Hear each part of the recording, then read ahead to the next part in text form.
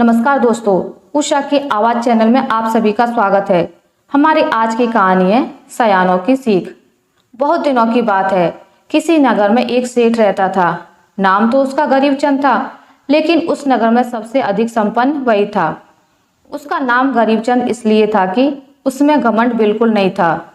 वह उदार भी था, लोगों की भलाई के कामों में खुले हाथ से मदद करता, लेकिन अपने खुद के और अपने घर के खर्चों की बारीकी से जांच कर कम से कम में काम चलाने को कहता।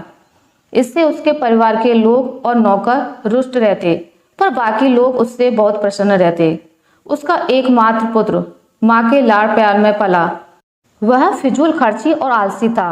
व्यवहार कुशल न होने के कारण वह अपने पिता की चिंता का कारण था। समय के साथ व्यापारी वृद्ध, कमजोर और बीमार रहने लगा। उसका अंतिम समय आया तो उसने पुत्र को शपथ दिलाई कि लल्ला, जीवन भर 3 सीखों का पालन करना।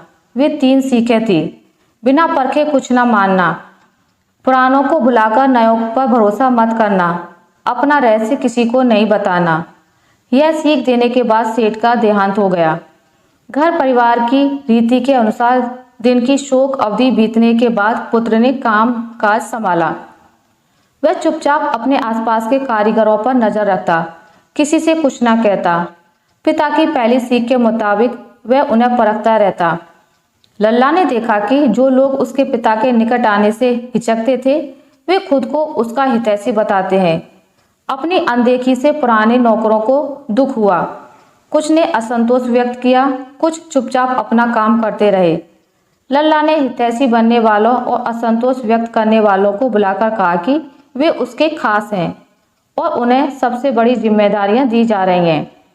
यह कहकर लल्ला ने उन्हें ऐसे काम दिए जिनमें उन्हें महत्व तो मिले, लेकिन जिनमें धन का आदान प्रदान ना हो।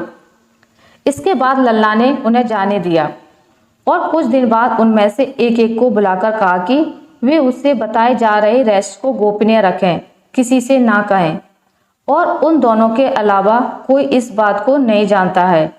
यह कहकर लल्ला ने उनको बाकी नौकरों के बारे में एक एक काल्पनिक बातें बताईं।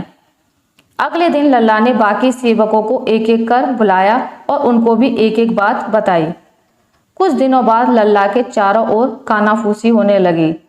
लल्ला के कानों में वे बातें कहकर कोई ना कोई उसे आगाह करता जो उसने पहले असंतोषी और नए हितैषी नौकरों से रहस्य के रूप में कही थी।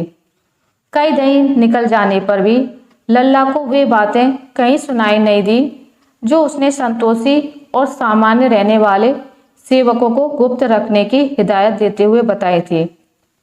इससे लल्ला को पता चला कि कौन कितने पानी में है, किस पर कितना भरोसा करना है। उसने पिता की तीनों सीखों को आजमा लिया था। अब उसने सोचा कि क्यों ना ये सीख मैं अपने परिवार के लोगों पर भी आजमा कर देखूं कि कौन मेरा अपना है और कौन नहीं। अपना रहस्य किसी को न बताने की सीख को परखने के लिए लल्ला ने अपनी पत्नी, भाई और करीबी दोस्त को चुना। उसने पत्नी से एकांत में कहा कि उसे व्यापार में बहुत घाटा लगा है, पर साख बनी रहे इसलिए वह इस रहस्य को किसी से ना कहे। भाई को अकेले में बताया कि दोस्त ने दगा कर दी है, इससे बहुत घाटा हुआ है, पर वह किसी से ना कहे। फिर अपने दोस्त के पास जाकर कहा कि वह उसके साथ एक नया धंधा करना चाहता है, यह बात वह किसी से ना कहे। कुछ दिन बाद लल्ला के पास उसके ससुर ने संदेश भेजा कि कोई मदद चाहिए तो निसंकोच से ले सकते हैं। लल्ला ने कहा कि आवश्यकता होने पर अवश्य बताएगा, क्योंकि वे उसके पिता की तरह हैं। पत्नी ने रात को सोते समय दोस्त से सतर्क रहने की सलाह दी। लल्ला ने सहमति व्यक्त कर दी।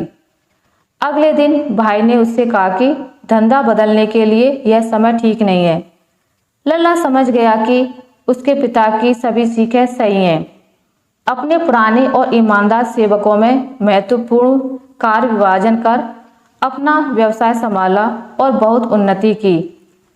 जब भी कोई उससे उसकी सफलता का रहस्य पूछता, वह कहता, सयानों की सीख। आशा करती हूँ आपको मेरी आज की कहानी अच्छी लगी होगी। अगर आपको मेरी ये कहानी अच्छी लगी है तो इसे लाइक करें, ज़्यादा से ज़्यादा शेयर करें और अगर आप मेरे चैनल पर नए हैं तो इसे सब्सक्राइब करना ना भूलें। मिलते हैं एक नई कहानी के साथ, तब तक के लिए नमस्कार।